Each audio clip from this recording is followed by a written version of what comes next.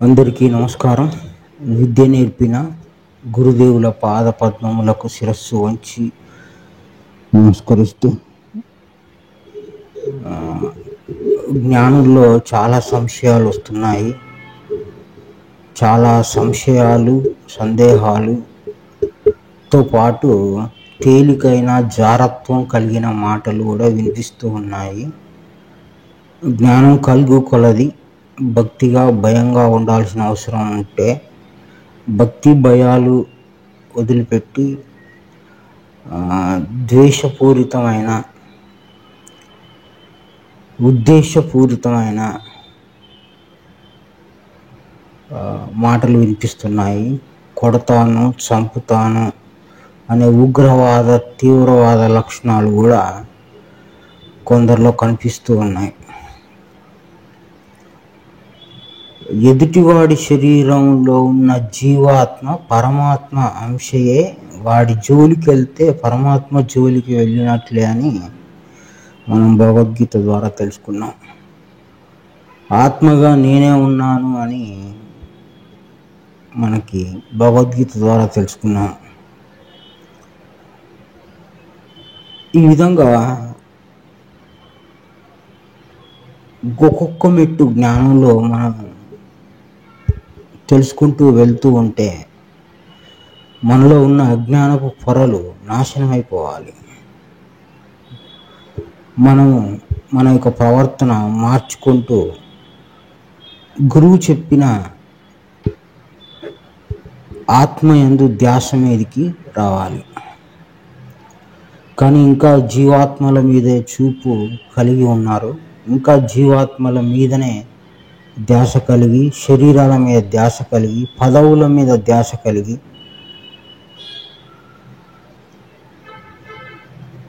గొప్పతనాల మీద ధ్యాస కలిగి, గౌరవాల మీద ధ్యాస కలిగి, ఇహలోకంలో ఇంకా బాగుండాలని ధ్యాస కలిగి, ఎవరికి వారు ప్రత్యేకంగా కనిపించాలనే ధ్యాస కలిగి, నా మాట వినాలి అనేటువంటి ధ్యాస కలిగి, ఈ విధంగా అనేక మంది అనేక ధ్యాసలకు లోనై దారి తప్పిపోవడం అనేది కొంత మనందరం గమనించదగ్గ విషయం. సరిచూసుకోవాల్సిన అవసరం ఉన్నది. ఇది ఎవరికి వాళ్ళే గ్రంథ ఆధారంగా వాళ్ళని వాళ్ళు రిపేర్ చేసుకోవాలి, సరి చేసుకోవాలి. ఎందుకంటే గ్రంథం చదివాము, మేము గ్రంథం ప్రకారం ఉన్నామని దాడులు చేస్తున్నారు. గ్రంథం చదివితే ఉగ్రవాద తీవ్రవాద లక్షణాలు వస్తాయా? రైతు సిద్ధాంత గ్రంథాలు చదివితే చీపురు కట్టలు పట్టుకొని, షాటలు పట్టుకొని తిడుతున్నారు. మరి ఎదుటివాడి శరీరంలో ఉన్న జీవాత్మని తిడితే పాపం వస్తుంది అనేది తెలియకుండా పోయింది. ఆ విధంగా మనిషికి కోపము అనే అసురాంశ గుణాన్ని, నరక ద్వారాన్ని, అది త్రైత సిద్ధాంత గ్రంథాలు చదివితే పోగొట్టుకోవాలి. ఇలా పోగొట్టుకోలేక, మనసుని అదుపు చేసుకోలేక, మనసు యొక్క సంపూర్ణ జ్ఞానం తెలుసుకోకుండా మానసిక రుగ్మతలు కలిగి ప్రతి ఒక్కరిని నిందించే స్వభావము, అపహాస్యం చేసే స్వభావము, భయపెట్టే స్వభావము, మానసిక దాడి చేయటం అనేది, భౌతిక దాడులు కూడా చేస్తున్నారు. కొన్ని విన్నాము. ఇది మంచిది కాదు. భగవద్గీత కానీ, బైబిల్ కానీ, ఖురాన్ కానీ, మన త్రైత సిద్ధాంత ఆదికర్త ప్రబోధానంద యోగీశ్వర్లు చెప్పిన జ్ఞానం ప్రకారం అది సరైంది కాదు. క్షేత్రజ్ఞ విభాగ యోగంలో ఆత్మచేత ఆత్మనివాడు ఇబ్బంది పెట్టడు అనేది రాశారు. మరి గ్రంథాలు చదివినప్పుడు ఆచరణ లేనప్పుడు ఆ గ్రంథం చదవనట్లే అవుతుంది. ఆచరణజ్ఞం వ్యర్థము. ఆచరణ ఉన్నప్పుడు ఆ ఆచరణను బట్టి ఆ వ్యక్తిని జ్ఞానిగా, యోగిగా లెక్కిస్తాం. ఇకపోతే కొందరి మధ్య ఆత్మ పని మనిషే అని చాలా తేలికగా జారత్వంగా అంటున్నారు. అందుకు మనం ఖురాన్లో ఒక మాటను తీసుకుందాము. 39వ సూర 62వ ఆయత్తు. అల్లాయే ప్రతిదాని సృష్టికర్త మరియు అంతేకాదు మరియు ప్రతిదాని కార్యకర్త. ఈ కార్యకర్త విషయము ప్రబోధానంద యోగీశ్వర్ల వారు దయచొప్పున ఆత్మ కార్యకర్తగా ఉన్నాడని తెలుసుకొని మనం ఇన్ని రోజులు మేమే చేస్తున్నాం, మేమే తింటున్నాం, మేమే శరీరానికి అధిపతి అనుకొని విపరీతమైన పాపములను సంపాదించుకుంటున్నాము. ఆత్మ కార్యకర్తగా తెలిసిన తర్వాత నుండి ఈ అగామి కర్మ బారిన పడకుండా మనం జ్ఞానుల వలె, యోగుల వలె ఈరోజు అగామి కర్మ అంటకుండా తిరుగుతూ ఉన్నామంటే దానికి కారణము ఈ వాక్యమే. ఆత్మ కార్యకర్తగా ఉన్నాడు అని చెప్పటం వలన ఎన్నో భయంకరమైన పాప సంపాదనల నుండి బయటపడిపోయాం. ఆయన పని చేస్తున్నాడని తెలిసింది కాబట్టి, జీవాత్మ ఏ పని చేయట్లేదు అని తెలుసు కాబట్టి ఈరోజు కర్మయోగులుగా చాలామంది అగామి కర్మ అంటకుండా తిరుగుతూ, పాపం అంటకుండా తిరుగుతూ యోగులుగా, గొప్పవారిగా ఈరోజు ఉన్నారు. అందుకు కారణం మన తండ్రి అయిన ఆత్మ కార్యకర్తగా ఉన్నాడు అనేది తెలుసుకోవటం చేత.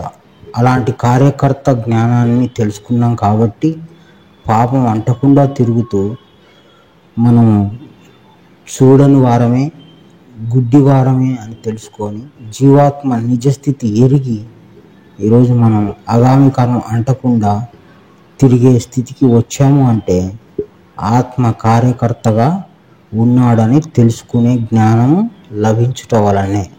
కాబట్టి కార్యకర్త మళ్ళీ సృష్టికర్తగా కూడా ఉన్నాడు కనుక ఆ సృష్టికర్తకే మనం నమస్కరించుకొని ఆ సృష్టికర్తనే మనం ఆధారం చేసుకోవాలని గురువు మాట ప్రకారం మనం ఆచరించి తీరవలసిందే. ఎప్పుడైతే ధ్యాస మార్పిడి జరుగుతుందో, ఎక్కడైతే సంశయం వస్తుందో, సంశయం అనేదే పెద్ద మాయ అని గురువు గారు ప్రపంచ శ్రద్ధ, పరమాత్మ శ్రద్ధ అనే అంశంలో చెప్పారు. మాయ ఏం చేస్తుందంటే ఒక సంశయాన్ని తీసుకొచ్చి పెడుతుంది. ఒక ఒరిజినల్ ఫోటో దగ్గర ఒక డూప్లికేట్ పెడుతుంది. ఒక జ్ఞాన విషయం దగ్గర ఇంకొక అజ్ఞాన విషయాన్ని పెడుతుంది. ఈ విధంగా అజ్ఞానాన్ని రేకెత్తించి ఒక సంశయాన్ని తీసుకొస్తే చాలు, అల్లకల్లోలం అయిపోతుంది మనసు. అప్పుడు జ్ఞాని కూడా అజ్ఞానంగా వెళ్ళాల్సి వస్తుంది. సంశయాత్ముడు ఇహపరలోకంలో వానికి ఎక్కడ సుఖము లేదు. కనుక సంపూర్ణ జ్ఞానులుగా మారాలి అంటే ఆత్మ సంబంధమైన సంపూర్ణ జ్ఞానం తెలుసుకోవాలి. జీవాత్మ గురించి కూడా తెలుసుకోవాలి.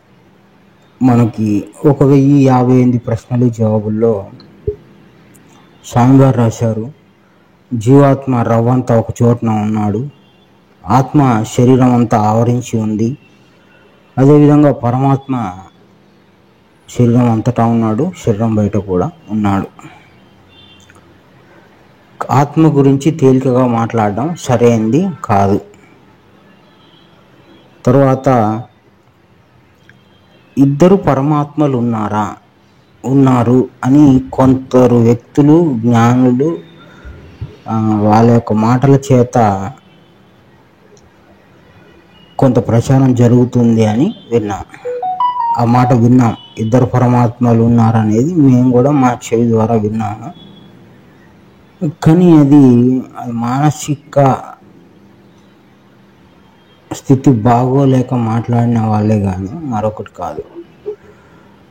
జ్ఞానులు ఆ విధంగా ఎన్నడూ మాట్లాడరు. మానసిక రుగ్మతలు కలిగి అలాంటి విషయాలు వస్తాయి. అది మాయా సంబంధం. పరమాత్మ గురించి కొన్ని విషయాలని గురువుగారు చెప్పిన విషయాన్ని మనం గమనించుదాం. దానివలన మనకి కొంత పరమాత్మ ఎట్టివాడు ఏంటిది అనేది మనకు కొంత తెలుస్తుంది. యోచనకు అందనిది ఏది అనే ఒక ప్రశ్న వేశారు. 1058 ప్రశ్నలు జవాబుల్లో 449. యోచనకు అంటే ఆలోచనకు కూడా అందనిది ఏది అంటే పరమాత్మ అని రాశారు. పరమాత్మ యోచనకు కూడా నీకు అందడు. నువ్వు ఆలోచిద్దామన్న ఆలోచనకు కూడా అందని వాడు ఈ పరమాత్మ. అటువంటిది ఇద్దరు పరమాత్మలు ఉన్నారు అని చెప్పువాళ్ళు మానసిక రోగులే కానీ మరొకటి కాదు. చదువుకోండి దాని వివరాన్ని. తర్వాత మహర్షి, రాజర్షి, దేవర్షి, బ్రహ్మర్షి అనే యోగులలో ఎవరు పరమాత్మను తెలియదురు? 431వ ప్రశ్నలో అడుగుతున్నాడు స్వామి. ఎవరూ తెలియలేరు, పరమాత్మను ఎవరూ తెలియలేరు. ఇప్పుడు మేము రాజర్షి అని పెట్టుకున్నాము దేవుడి దయ వలన, కానీ మాకంటే జ్ఞానంలో ఉన్నతమైన వాళ్ళు దేవర్షి, బ్రహ్మర్షి. ఆ తరగతిలో ఉన్న వాళ్ళు కూడా పరమాత్మను తెలియలేరు, సాధ్యం కాదు అని రాశారు. ఈ 4 తరగతులలో ఎంత గొప్పవాడైనా, మామూలుగా బ్రహ్మర్షి అంటే విష్ణు అంశ అంటారు, ఆ వ్యక్తికి కూడా పరమాత్మ విషయము తెలియదు. ఇది గురు మాట.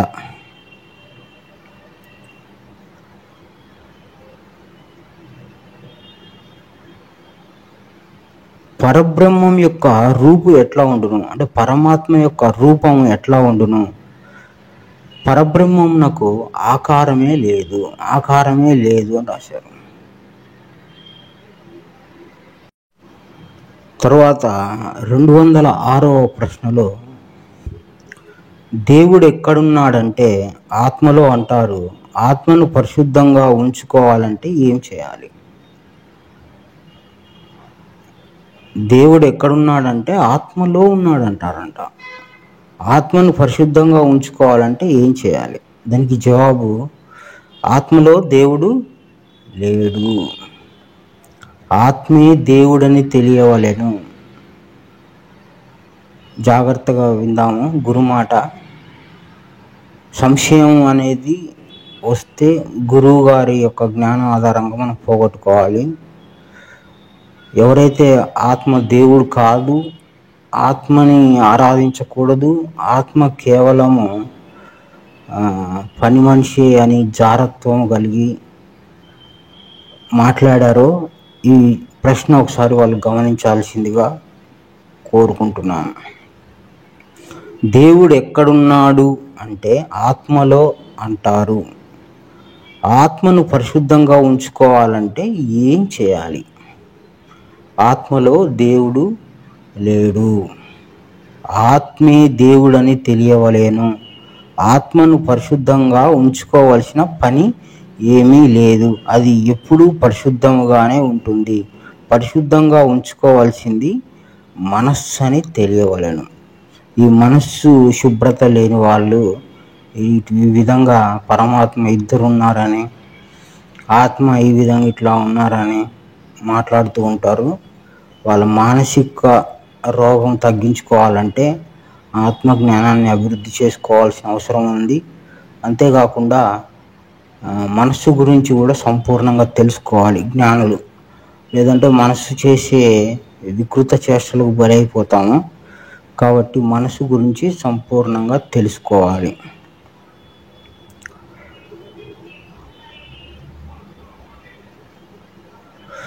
పరమాత్మను గురించి సంపూర్ణంగా ఎవరికి తెలుసు? పరమాత్మ గురించి ఎవరికన్నా తెలుసా, సంపూర్ణంగా తెలుసా అంటే ఇక్కడ మనకి 634వ ప్రశ్నలో జవాబు ఏం చెప్తున్నారంటే భగవంతునికి మాత్రమే పరమాత్మ గురించి సంపూర్ణంగా తెలుసు. భగవంతుడే పరమాత్మ కావున పరమాత్మను గూర్చి భూమి మీద భగవంతునికి తప్ప ఏ ఇతర యోగులకు కానీ, జ్ఞానులకు కానీ, తపస్వికులకు కానీ తెలియదు. యోగులకు కానీ, జ్ఞానులకు కానీ, తపస్వికులకు కానీ తెలియదు అని చెప్తున్నారు. పరమాత్మ గురించి కనుక ఉన్న పరమాత్మ గురించే మనకి తెలియదు, యోచనకు కూడా అందదన్నాడు. యోచనకు కూడా అందదు, ఊహకు కూడా అందదు. కనీసం ఊహించుకుందామన్నా ఆ ఊహకు కూడా దొరకని వాడు పరమాత్మ. అట్టివాడి యొక్క జ్ఞానబోధం తెలవకనే ఇంకొక పరమాత్మ ఉన్నాడు, ఇంకొకరు ఉన్నారు, పలానా దగ్గర ఉన్నారు, ఏడో నాడి కేంద్రం ఉన్నాడు అని ఈ విధంగా చాలా అనవసరమైన అజ్ఞానపు మాటలు. జ్ఞానాన్ని అర్థం చేసుకోవాల్సిన కోణంలో అర్థం చేసుకుంటే ప్రతిదీ అర్థమవుతుంది. ఎక్కడ పరమాత్మ చెప్పాడు, ఎక్కడ ఆత్మ చెప్పాడు, ఎక్కడ జీవాత్మ చెప్పాడు, ఎక్కడ ప్రకృతి చెప్పాడు, ఎక్కడ యోగ పద్ధతులు చెప్పాడు, ఏ విధంగా చూడాలి అనేది మనకు చాలా అవసరం. 205వ ప్రశ్న ఒకటి గమనిస్తే, ఇందాక మనం మాట్లాడుకున్నాము, జీవాత్మకు, ఆత్మకు, పరమాత్మకు తేడా ఏమిటి? ఆ శరీరంలో ఒక్కచోట గలది జీవాత్మ, శరీరం అంతా వ్యాపించి ఉన్నది ఆత్మ, అన్ని శరీరములందు మరియు బయట అణువును వ్యాపించి ఉన్నది పరమాత్మ. దీనికి పరమాత్మకు సంబంధించిన ఇన్ఫర్మేషన్ గురువు గారు ఇచ్చారు, కానీ ఏడో నాడీ కేంద్రంలో ఉన్నారు, దానికి ఇంకొక రకంగా ఉన్నారు, ఇద్దరు పరమాత్మలు ఉన్నారు. ఈ విధంగా మానసిక స్థితి బాగోలేని వారు మాట్లాడే మాటలే కానీ ఇవి గురు మాటలు కాదు. గురు మాట కానిది మనం తీసుకోకూడదు. తర్వాత కొందరు భగవంతుడే నాతో ఈ మాట పలికిస్తున్నాడు, సాక్షాత్తు నా లోపల ఉండే భగవంతుడు పలికిస్తున్నాడు, భగవంతుడే నా లోపల చేరి ఇలాంటి మాటలు అనిపిస్తున్నాడు అంటారు కొంతమంది. నేను మాట్లాడేది నా మాట కాదు, ఆయనదే అని. అప్పుడు 98వ ప్రశ్నలో గురువు గారు ఏమని రాశారంటే, భగవంతుడే పలికించాడని అంటూ ఉంటారు, నిజంగా భగవంతుడు మనుషుల ద్వారా పలికిస్తాడా? అసంభవం. భగవంతుడు సాకారుడు, నిరాకారుడు కాదు. శరీరము ధరించిన పరమాత్మను భగవంతుడు అనటం జరుగుతుంది. వేరొకరి శరీరంలో నోటి మాట సాకారుడైన భగవంతుడు ఎట్లు పలికించను? గుణముల చేత ప్రేరేపించబడి పలుకు మానవుడు భగవంతుడు పలికిస్తూ ఉన్నాడని దేవుని మీద నింద వేయడము క్షమించరాని పాపము, నెత్తికెత్తుకోవడమే కానీ మరొకటి లేదు, వేరేమి కాదు. అనవసరంగా ఏదో పేరు కోసమో ఇంకో దానికోసమో లేని పాపాన్ని నెత్తికెత్తుకోకూడదు. కొన్ని మాటలను జాగ్రత్తగా గమనించండి, చూడండి. సంశయాలు వస్తే గ్రంథాల వైపు చూడండి, కానీ మనుషుల వైపు కాదు. పూర్వజన్మలు అంటే జన్మలు గుర్తించే అవకాశము జ్ఞానులకు ఉందా? జన్మల్ని జ్ఞానులు గుర్తించవచ్చా? 7వ ప్రశ్న, జ్ఞానులకు వారు పూర్వజన్మలను చూచినారా? జ్ఞానమునకు పూర్వజన్మ స్మృతికి సంబంధం కలదా? అంటే జ్ఞానుల కంటే గొప్పవారు యోగులు. అంటే జ్ఞానులే జ్ఞానం ప్రకారం నడుచుకుంటే యోగులు అవుతారు, బ్రహ్మయోగి కానీ కర్మయోగి కానీ. యోగులకు కూడా పూర్వజన్మ విషయము తెలియదు, ఇది గురువు మాట. కావున జ్ఞానులు పూర్వజన్మ విషయములను చూడలేరు. జ్ఞానమునకు పూర్వజన్మ స్మృతికి ఎలాంటి సంబంధము లేదు. ఎంత పెద్ద జ్ఞాని అయినా పూర్వజన్మని తెలుసుకోలేడు, చెప్పలేడు. ఇది గురువు మాట, రాసిన రాత. స్వయంగా భగవంతుని మాట, పొల్లుపోదు, తన స్వహస్తాలతో రాసిన మాట. సంశయాలు లేకుండా జాగ్రత్తగా గమనించుకుందాము. మళ్ళీ 8వ ప్రశ్నలో ఏం చెప్తున్నారంటే, పూర్వజన్మమును తెలుసుకొనుటకు సాధన మార్గాలు ఉన్నాయా? పోనీ అట్లాంటిది ఏమైనా అవకాశం ఉందా అంటే, దానికి జవాబుగా బ్రహ్మ విద్యలో జన్మలు కడతేరుటకు సాధనలు ఉన్నవి, కానీ జన్మలు తెలుసుకొనుటకు ఏ మాత్రము సాధనలు లేవు. ప్రపంచ విద్యలలో హిప్నాటిజం ద్వారా తెలుసుకోవచ్చు అని కొందరు అంటున్నారు. దానిని కూడా మేము నమ్మడం లేదు. అది సత్యం కాదు. ఏ ఒక్కరు ఏ విధానాన్ని చెప్పి బలపరిచి తెలుసుకోవచ్చు అని చెప్పినా అది సత్యం కాదు.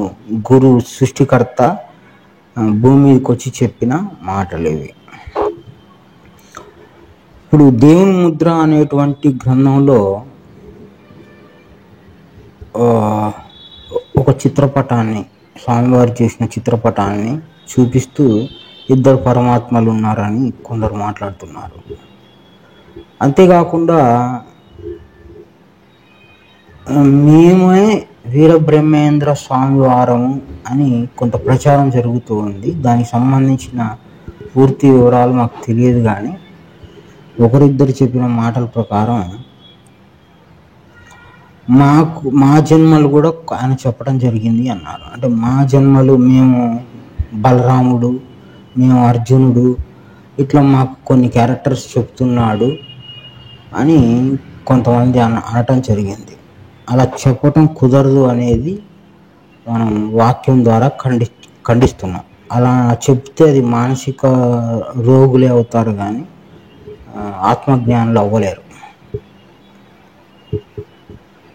ఈ విధంగా చాలా విషయాలని మనం జ్ఞానం ద్వారా, జ్ఞానం అనే చూపుతో, గురువు అనే వాక్యం అనే చూపుతో చూస్తే మనం ఎక్కడ తప్పు జరుగుతుంది, ఎక్కడ ఏ విధంగా అర్థం చేసుకోవాలో తెలుసుకోవచ్చు.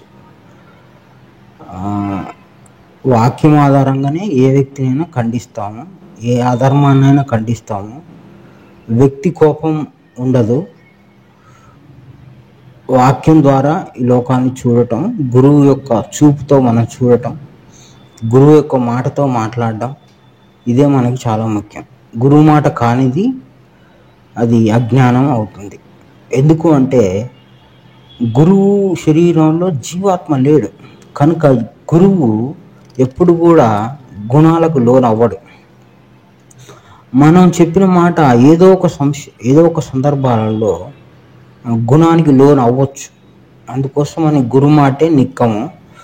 అందుకే గురువు యొక్క మాటను, గురువు యొక్క మంత్రమును, గురువు యొక్క మంత్రం అనే గొడ్డలిని చేబూని అని వీరబ్రహ్మేంద్ర సహోదరుడు చెప్పాడు. గురువు యొక్క మంత్రం ఏంటిది అంటే జ్ఞానమే. ఆ జ్ఞానం అనే గొడ్డలితో నువ్వు ఏమైనా చేసుకోవచ్చు. అదేవిధంగా వీరబ్రహ్మేంద్ర వారు ఆయన సహోదరుడని అంటాము. ఎందుకు అంటే ఆనంద గురువు మీకు గురువే, నాకు గురువే అని చెప్పాడు. కనుక మన గురువు ఎవరైతే ఉన్నారో బ్రహ్మం గారి గురువు కూడా ఆయనే కాబట్టి బ్రహ్మం గారు మనకి సహోదరుడు అవుతాడు. అతడు ఏ స్థాయిలోనో ఉండనివ్వండి, జ్ఞానంలో బ్రహ్మర్షి అన్న ఉండనివ్వండి, దేవర్షి అయినా అయి ఉండనివ్వండి, ఆయన గురువు ఎవరైతే ఉన్నారో ఆనంద గురువు మనకి కూడా గురువే కాబట్టి ఆయన మనకు సహోదరుడు అవుతాడు. అంతేగాని ఇంకొక విశిష్టత ఏమీ లేదు. ఈ విధంగా ఒక వ్యక్తి శరీరం నుండి అశాస్త్రీయమైన మాటలు వచ్చినప్పుడు అవన్నీ ఖండించాలన్నా గురువు యొక్క మాట మనకి చాలా అవసరమై ఉన్నది. కనుక గురువు మాట ఆధారంగా కొన్ని విషయాలని మేము ఖండిస్తున్నాము. ఉన్న పరమాత్మనే తెలుసుకోవటానికి యోచనకి అందదు, ఏ స్థాయి తరగతిలో ఉన్న యోగులకు అందదు. అటువంటిది ఇద్దరు పరమాత్మలు సృష్టించడం అనేది అది మాయా ప్రభావమే కానీ మరొకటి కాదు. దారి తప్పిపోవద్దు. గురువుకి ఇంకొక పేరు గుర్తు కూడా. అంటే గుర్తెరిగి గురుమాట జ్ఞప్తి కలిగి ప్రవర్తించుకుందాము. ఏ ఒక్క జ్ఞాన సహోదరుడు చెడిపోకూడదు, వాక్యానికి దూరంగా ఉండకూడదు అనే ఉద్దేశంతో మాట్లాడుతున్నాం. కానీ ఇంకొక విధమైన చెడ్డభావం కానీ ఇతరులను ఎత్తి చూపించడం కానీ ఆ ఉద్దేశం మాకు లేదు. కేవలం జ్ఞానచూపు కలిగి అందరూ ప్రవర్తించాలి. గురువుని గుర్తెరిగి, గుర్తు అన్నా గురువు అన్నా రెండు ఒకటే. ఆ విధంగా జ్ఞానం అనే గుర్తు జ్ఞప్తి కలిగి మనం ప్రవర్తించాల్సిన అవసరం ఉంది. మనమే చెడిపోతే, మనమే దారి తప్పిపోతే, మనమే అనవసరమైన సంశయాలు రేకెత్తించుకుంటే, మనమే ఏదో చెప్దాము, ఏదో గుర్తింపు పొందుదాము అనుకుంటే, మనమే ఏదో బలహీనతలకి గుణాలకు లోనైతే, మనము గురువు ద్వారా సంపాదించుకున్న జ్ఞానం ఇతరులకు చెప్పాలంటే మనం చెప్పాలి. ఇది మొదటి తరం కాబట్టి కనుక ధ్యాస మార్పిడి జరిగి, ధ్యాస మార్పిడిలో గురువుకు దూరమై క్షమించడానికి పాపం సంపాదించుకొని మనం దూరం వెళ్ళిపోవద్దు. గురు నింద అనేది మహాపాపం. గురు నింద చేసి పరమును పొందేదాం అంటే అది దుస్సాధ్యం అన్నారు బ్రహ్మం గారే. గురు నింద చేసి పరమును పొందుదాం అంటే దుస్సాధ్యం. ఎవరికైనా గురువు ఆధారం. కనుక గురు బ్రహ్మ, గురు విష్ణు, గురుదేవో మహేశ్వర, గురు సాక్షాత్ పరబ్రహ్మ, తస్మై శ్రీ గురవే నమః. మనం బ్రహ్మం గారిది ఇంకొక నేను రాసిన ఒక పద్యం చివరిగా జ్ఞాపకం చేసుకుందాము. ఆయన ఒక పద్యం రాశారు. అదేమంటే, అఖిల భూతములకు ఆత్మ ఒక్కటే అని, అఖిల భూతములకు ఆత్మ ఒక్కటే అని గుర్తెరింగి మెలుగు గునిగినెందు మోహశోకములు సమూలముగా తెగు. అది అన్ని భూతాలకు ఆత్మ ఒక్కడే, దేవుడు, ఇంకొకరు కాదు. గుర్తెరుగు అంటాను, గుర్తెరుగు, తెలుసుకో, మెలుగు, తెలుసుకొని మెలుగు. ఇది చాలా విధంగా ఇంతకుముందు మనము కాళికాంబ సప్తశతి అనే దాంట్లో కూడా చెప్పుకున్నాము. సరే, పరమాత్మను ఆరాధించే విధానం ఏదైనా ఉందా? మళ్ళీ అదొక ప్రశ్న వేసుకుందాము. పరమాత్మ అంటే ఆత్మ కానిది, ఆత్మ కంటే పరంగా ఉంది, అది పేరు కాదు.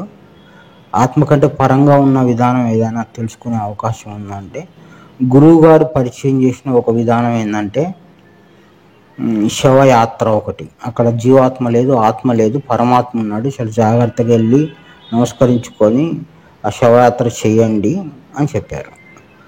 తర్వాత ఈశ్వరలింగ ప్రతిమ ఆరాధన, ఇది కూడా ఆరుబయట ఈశ్వరలింగాన్ని పెడతారు, అక్కడ ఏమీ ఉండదు, గుడి లాంటిది.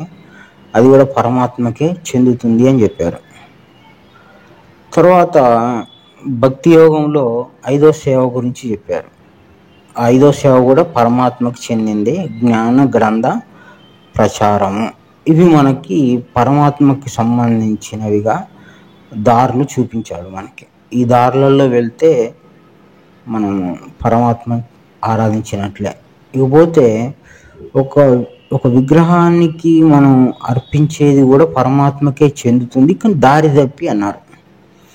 అప్పుడు శ్రీకృష్ణ ప్రతిమారాధన చేసినప్పుడు అది డైరెక్ట్గా పరమాత్మకే చెందుతుంది, ఇంకోరుకో కాదు. కనుక ఆత్మకి ఏదైతే ప్రతిమారాధన చేస్తామో అది కూడా పరమాత్మకే చెందుతుంది. ఇంకా అది డైవర్ట్ అవ్వదు, పక్కదో పట్టదు, దేవుడు ఒప్పుకున్న విధానమే అది. అదేవిధంగా మన శరీరంలో ఉన్న ఆత్మను ఆరాధిస్తే అది పరమాత్మకి డైరెక్ట్గా చెందుతుంది, దారి తప్పే విధానంగా అది డైరెక్ట్గా ఆయనకి చెందుతుంది. ఈ విధంగా మనం ఇంకొకటి ఏదో ఉంది, ఇంకోటి ఏదో ఉంది, ఇంకోటి ఏదో ఉంది, ఏదో చెప్పాలి అనుకొని దాని కొరకు మనకి ఇవ్వబడిన ప్రారబ్ధాన్ని వృధా చేసుకోవద్దు. ఎవరో ఏదో చెప్తారని ఎదురు చూసి ఉన్న ప్రారబ్ధాన్ని వేస్ట్ చేయొద్దు. ఉన్న ప్రారబ్ధాన్ని యోగంగా మార్చుకుంటే అది మనకి ఎంతో విలువగా ఉంటుంది, మోక్షం పోవడానికి అవకాశం ఉంటుంది. కానీ ప్రారబ్ధమే ఇప్పుడు మనకు చాలా విలువైంది. ఈ ఉన్న ప్రారబ్ధంలో ఎట్లా నడుచుకుంటాము, ఎంత భక్తిగా ఉంటాము, ఎంత సేవ చేసుకుంటాము, ఎన్ని జ్ఞాన విషయాలు వింటాము, ఎదుటి వాళ్ళకి చెప్తాము. ఈ ప్రారబ్ధం బంగారం లాంటిది. ఈ ప్రారబ్ధాన్ని అనవసరమైన విషయాలకు ఖర్చు పెట్టి, అనవసరమైన వ్యక్తుల వెంటబడి, సంశయాల వెంటబడి పోవద్దు. సంశయం వస్తే గ్రంథం దగ్గరికి వెళ్ళండి, లేదంటే స్వామివారి ప్రసంగాలు వినండి. గురువే ఆధారం, ఎవరికైనా గురువే ఆధారం. గురు మాటే విందాము. ఈ చాలా సున్నితమైన విషయాలు ఇవన్నీ మనం మళ్ళీ జ్ఞాపకం చేసుకొని భయం పెట్టుకోవాలి. గురువు గారు రాశారు, కర్మకే మీరు భయపడాల్సింది అని చెప్పి రాశారు. అలాంటిది ఆ కర్మను పాలించే దేవుడికి మనం ఎంత భయపడతాం? తేలికగా మాటలు వద్దు. జ్ఞాన విషయంలో భక్తిగానే ఉందాము.